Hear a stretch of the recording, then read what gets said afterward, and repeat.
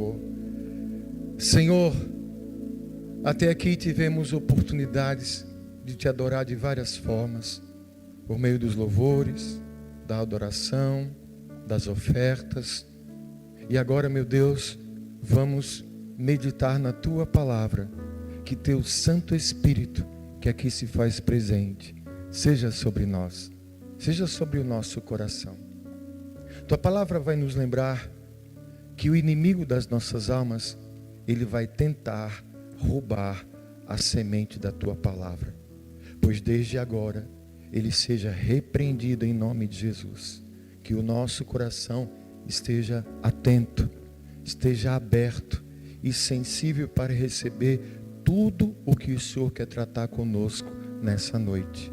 Que a tua palavra encontre o ponto exato do nosso coração e manifeste o seu poder e a sua glória. Que maldições sejam quebradas, que cadeias sejam quebradas, muralhas caiam por terra e a bênção do Senhor seja sobre o teu povo, no nome de Jesus. Nós não saímos de casa por um acaso, Pai. Estamos aqui para te adorar. Estamos aqui porque temos aprendido que só o Senhor tem a palavra da vida eterna. Vem com a tua palavra, Senhor. Vem com o teu Espírito. Deus, eu preciso de ti.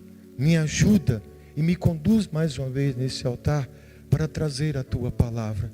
Que cada vida aqui seja abençoada de uma forma muito especial. E crendo no teu agir, nós já te agradecemos, Senhor. Em nome de Jesus. A igreja diz: amém. Diga graças a Deus também. Você quer aplaudir Jesus? Vamos aplaudir Jesus. Amém? Podem sentar-se, amados, por favor.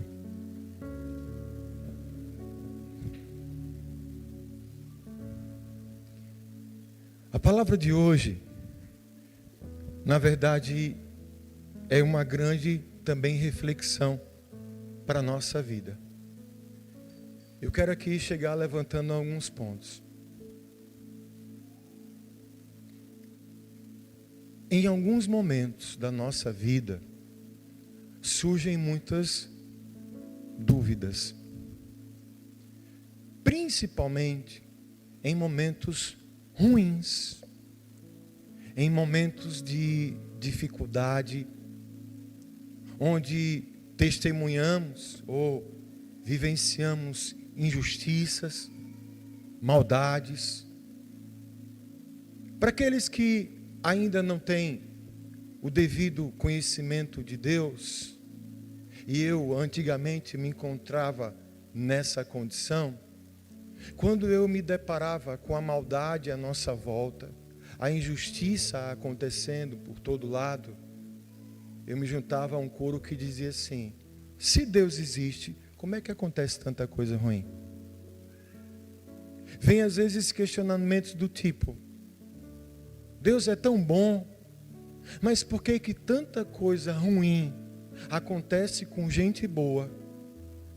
E com tanta gente ruim, acontece tanta coisa boa. Quem está me entendendo aqui?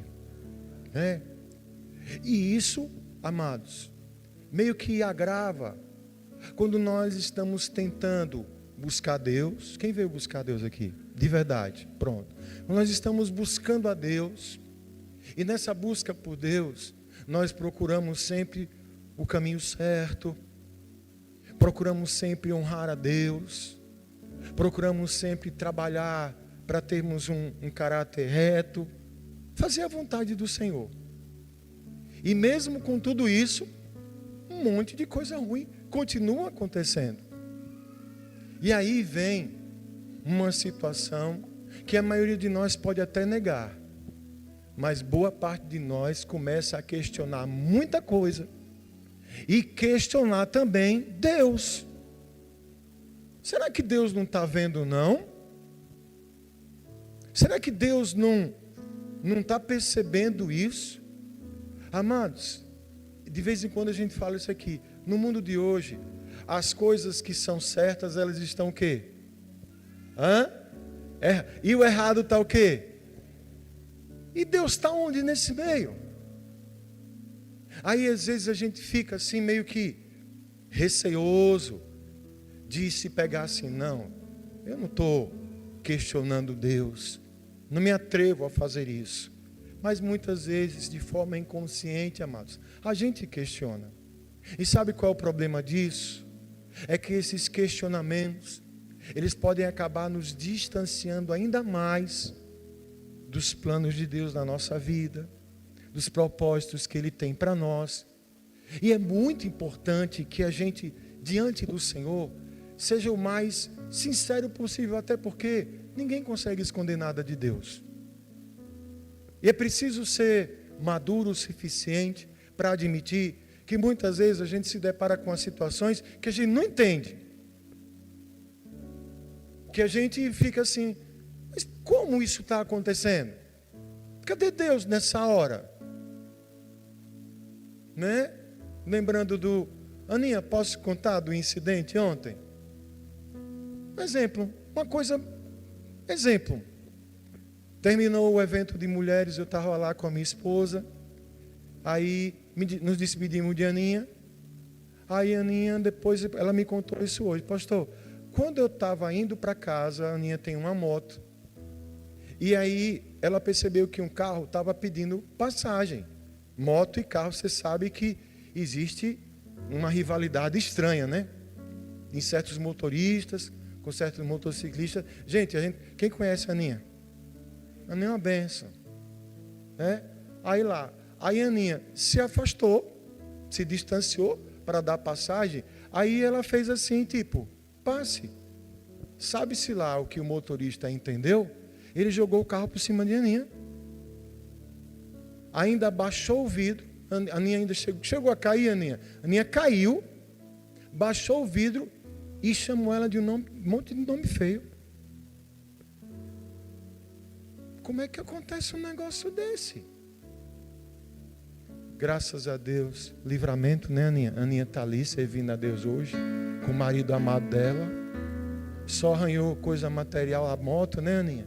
Mas veja como o mundo está. Peraí, sou só eu ou mais alguém se questiona dessa maneira?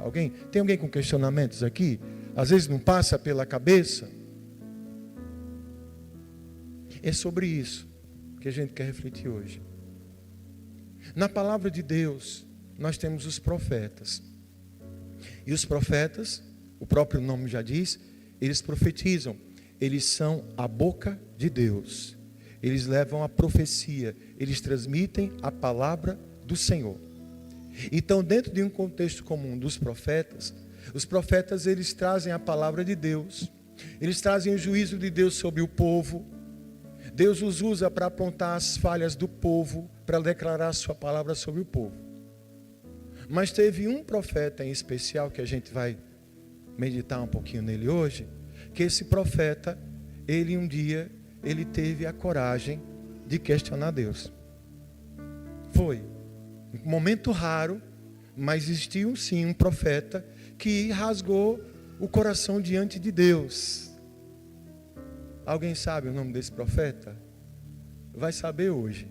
Se você que veio de manhã, fique quieto. Né? O significado do nome dele é abraço. Ficou fácil agora? Você pode dar um abraço respeitoso no seu irmão aí? Ou pegar na mão dele assim? Aí? É o abraço. Olha aí. Eu não sei o que o pai e a mãe dele pensou na hora. Eu não sei se quando ele nasceu ele abraçou a mãe. Eu vou chamar esse menino de abraço. Mas estamos falando do profeta Abacuque. Conhece Abacuque? Conhece Abacuque? Amém? E com ele, o livro de Abacuque ele é curtinho. Eu sei que você já leu. Quem não leu, vai ler. 3 capítulos. Rapidinho. Você chegar em casa, você lê. Mas o livro de Abacuque, ele é um livro que fala sobre isso.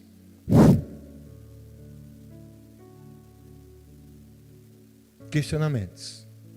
Botei até um subtítulo. Quando a vida não parece justa. Questionamentos. Pode passar o próximo, Paulinho. A experiência de Abacuque, o profeta que questionou Deus. Vamos aprender com ele? Olha o que diz o texto.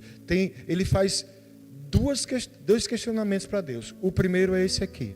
Abacuque capítulo 1, versículo 2 ao 4, diz o seguinte. Vamos ler, leia como está aí. Até quando, Senhor, clamarei por socorro, sem que tu ouças?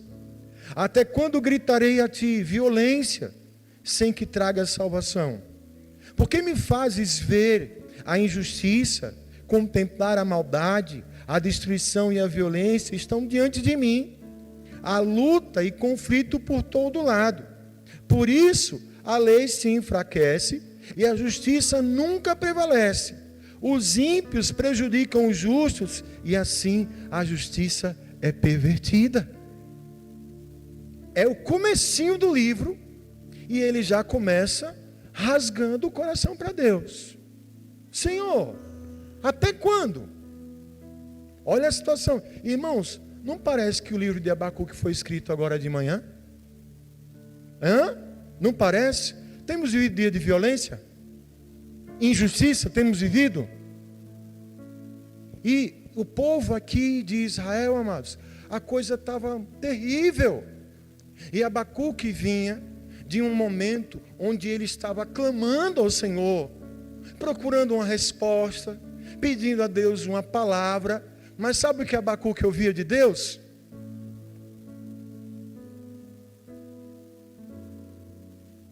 O silêncio. E com esse silêncio, diante de tantas coisas ruins acontecendo, ele fala aí, Senhor, por isso a lei está enfraquecida. Os princípios estão aí enfraquecidos, ninguém quer saber de nada. Até quando? Vou gritar, violência, violência. E cadê o Senhor nessa hora? Amados, quantas vezes a gente não se depara em situações assim? E essa indignação que aumenta muitas vezes dentro do nosso coração, nos leva a pensar coisas erradas, a querer tomar certas atitudes. Então, Abacuque, ele vai assim, se coloca mesmo num ponto, dizer, Senhor, eu cheguei no meu limite. Cadê o Senhor? Cadê o Senhor na minha vida? Parece uma coisa bem atrevida, né? Mas tudo isso que nós estamos vendo aqui, amados, se trata de um processo muito lindo que Deus faz sempre com quem busca Ele. Amadurecimento. Pode dizer para o seu irmão, Deus quer que você amadureça. E diga assim, e você nem está percebendo, mas Ele está te abençoando. Aí veja, depois desse primeiro questionamento, aí Deus faz o seguinte, eu estou ciente do que está acontecendo, e eu vou fazer assim, eu vou mandar os babilônios, conhecido como também o povo caldeu.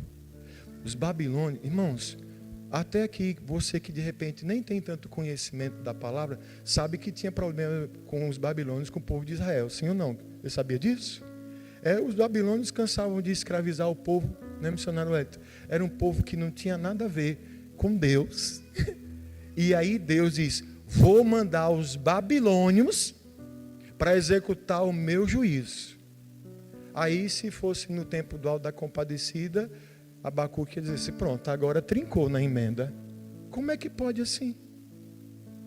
E aí vem o segundo questionamento de Abacuque. Põe aí, Poli. A segunda pergunta. O uso dos babilônios. Olha o que Abacuque fala aí. Abacuque 1, do 2 ao 4. Desculpe, 1:13. Teus olhos são tão puros que não suportavam ver o mal. Não podes tolerar a maldade. Por que toleras então esses perversos? Porque ficas calado enquanto os ímpios engolem os que são mais justos do que eles. Aí ele ficou mais indignado ainda. Como assim, Senhor? Vai usar esse povo perverso como instrumento para a sua disciplina? Não. Vem mais um ponto, amados, que choca o coração de muita gente. Dentro de nós parece que tem sempre uma expectativa de que Deus vai agir só do jeito que a gente quer. Quem está aqui comigo? Mas Deus é Deus, irmãos. A princípio não entendemos, mas Deus sabe o que faz. E a maneira de Deus agir, de Deus manifestar, a princípio, vai muitas vezes nos deixar até confusos. E dependendo de como estiver o meu coração, se o meu coração estiver carregado, sabe, de indignação e de revolta, aí é que eu não vou entender mesmo. Quer saber? Eu vou sair da igreja.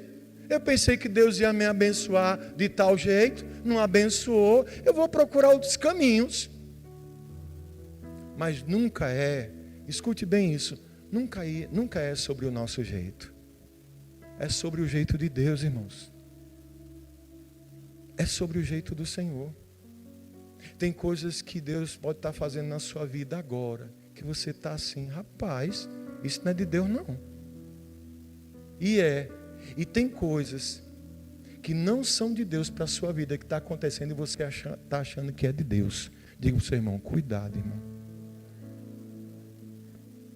Isso é perigoso. Hein, missionário Leto?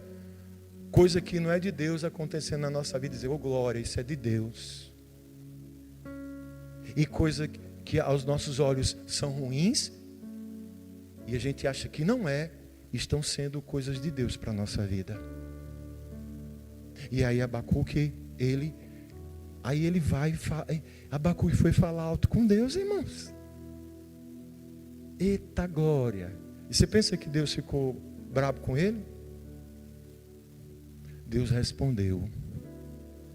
Deus responde. Deus pode estar trazendo resposta aqui nessa noite. Está respondendo muitas questões que de repente podem estar na tua vida te perturbando, abalando a sua fé. E Deus vem com essa resposta para a nossa vida. Vamos ouvir a resposta de Deus? Olha a resposta de Deus aí, ó. Abacuque 2, do 2 ao 4. Então, o Senhor me respondeu e disse: escreve a visão e torna-a bem legível sobre tábuas, para que a possa ler quem passa correndo. Porque a visão é ainda para um tempo determinado, mas se apressa para o fim, e não enganará. Se tardar, espere-o, porque certamente virá e não tardará. Eis que a sua alma está orgulhosa e não é reta nele, mas o justo, pela sua fé, viverá. Você pode dar um glória a Deus assim? Eu amo muito esse texto, porque está aqui. Eu descobri nesse texto, Bruninho, quem inventou o outdoor, Deus. Deus inventou o outdoor. Preste atenção nisso. O que é que ele diz lá? O Senhor me respondeu e disse: escreva a visão. Segundo, olha, diga para o seu irmão, se ligue na visão. Se ligue na visão. E ele mandou escrever elas em tábuas grandes, tão grandes para que quem passa correndo consiga ler. Como é que a gente consegue ler uma coisa que passa correndo? Só se estiver no outdoor. Você consegue ver um outdoor de longe? Mesmo correndo? Você não lê? É porque Deus ele tem insistência para que a sua palavra fique esclarecida sobre a nossa vida. Qual é a visão? Primeiro Deus lembra, há um tempo determinado. Existe um tempo determinado para o Senhor, para tudo. Deus tem propósito em cada situação que se revela ou acontece na nossa vida. Deus, ele não se engana. Deus, ele não falha. Deus sabe de todas as coisas. Tem planos lindos e maravilhosos para mim e para você. Ele quer o seu bem. Ele quer te abençoar. Ele te ama. E tudo que Deus tem para você tem um prazo determinado. Pegue essa visão. E ele diz: se por acaso tardar, espere, porque não tarda não. Vai se cumprir, vai acontecer. Esse período de tempo é a maneira que Deus está nos ensinando. Veja só, ele diz: Abacuque, a sua alma, ela está meio orgulhosa. Ela está precisando se alinhar. Porque o meu justo, ele vive de maneira diferente. O meu justo vive pela fé. Esse é o ponto. O justo, pela sua fé, viverá. Paulo repete essa palavra cerca de 300 anos depois. O justo, está escrito, o justo, pela sua fé, ele vai viver. Tem crente aqui? O que é um crente? É aquele que... Crente é o quê? Que crê. Crê em quê? Oh, fica... Viver pela fé. O justo pela sua fé viverá. Amados, nós já tivemos aqui uma campanha sobre fé e muito tratamos sobre isso. Fé não é sentimento, fé não é emoção, não é arrepio. Fé é comportamento, é ação, é atitude, é posicionamento. É um sinal de confiança incondicional. A Bíblia diz em Hebreus que é aquele que crê em Deus, primeiro, é necessário que creia que Ele existe e recompensa todos aqueles que o buscam. Porque sem fé é impossível agradar a Deus. Quando eu não tenho fé, a minha vida passa a ser conduzida pelas circunstâncias. São as situações que vão determinar como eu estou, o meu emocional. Se eu absorvo a injustiça, se eu absorvo a maldade, se eu absorvo as coisas ruins, a minha fé vai desaparecer. E não vai sobrar questionamentos, críticas. E diante disso eu vou acabar me afastando daquilo que realmente Deus tem para mim. Viver pela fé não significa ignorar o que acontece. Viver pela fé significa permanecer firme no Senhor, independente do que esteja acontecendo. É por isso que nem todo mundo é crente. A fé só vai aparecer nessas horas e nesse momento. Eu falei isso pela manhã. Com Deus não se trata de questionar. Com Deus o verbo é acreditar. Porque ou eu creio, ou eu não creio. Tia Marta, Dudu está bem, não está? Se recuperando, né? Tirou fibroma, não é isso? Fibroma, que diziam que era um caroço, poderia ser um câncer. Dudu foi para São Paulo, debaixo de muita oração, de uma mãe que ora, de um pai que ora, de uma família que ora. Quando o médico foi fazer a cirurgia, não é câncer não, é um fibroma, e Dudu está bem, vai ficar 100% para a glória de Deus. Sabe? Uma coisa que atormentou tantos anos, né, tia Marta, a coluna dele. Fé. Quantos diagnósticos, quantos tratamentos, quantas circunstâncias difíceis. Com certeza, houveram momentos que a fé foi abalada, porque somos seres humanos. Mas quando nós também nos lembramos que somos filhos de Deus, e que o nosso estilo de vida não é pelo que vemos, é pelo que cremos, Deus fala conosco. E a gente vai entender o que significa viver pela fé. Aí Deus respondeu. Diga glória a Deus. E qual foi a reação de Abacuque? Põe aí. Abacuque capítulo 3, versículo 16 ao 19. Ouvindo-o eu, o meu ventre se comoveu. A sua voz, tremeram os meus lábios. Entrou a podridão nos meus ossos e estremeci dentro de mim. E no dia da angústia descansarei, quando subir contra o povo que invadirá com suas tropas. Porque ainda que a figueira não floresça, nem haja fruto na vide, ainda que decepcione o produto da oliveira, e os campos não produzam mantimento, ainda que as ovelhas da malhada sejam arrebatadas e nos currais não haja gado, todavia eu me alegrarei no Senhor, Exultarei no Deus da minha salvação. O Senhor Deus é a minha força e fará os meus pés como os das servas e me fará andar sobre as minhas alturas.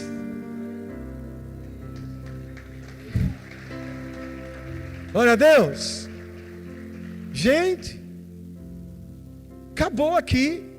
Abacuque entendeu, reconheceu que estava muito contaminado pelas circunstâncias, mas o Senhor, no momento em que ele abriu o coração para Deus, Deus tratou com o seu coração, ele percebeu que o que trazia de fato alegria à vida dele, não eram as circunstâncias, mas era o próprio Deus.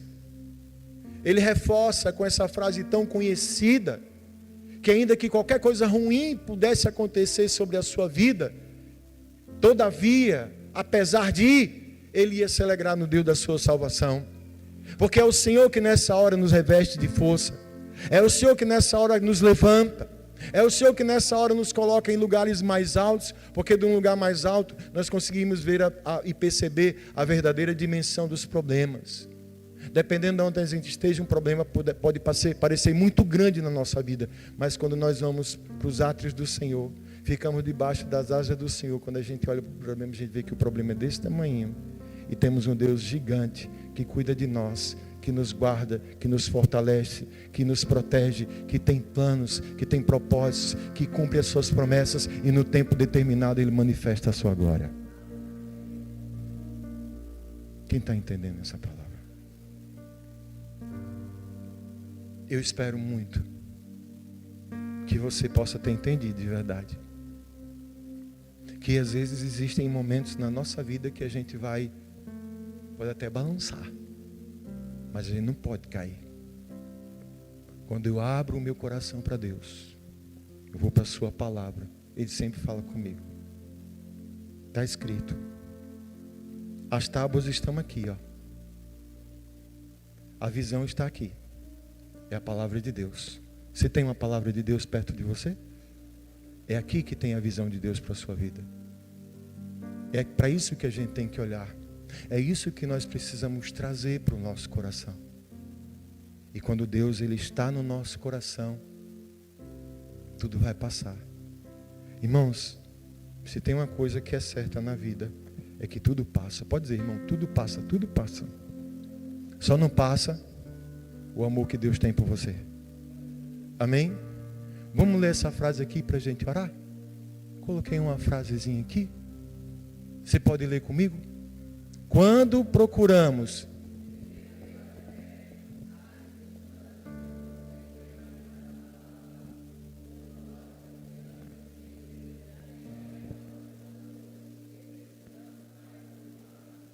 que a força do Senhor seja sobre a sua vida.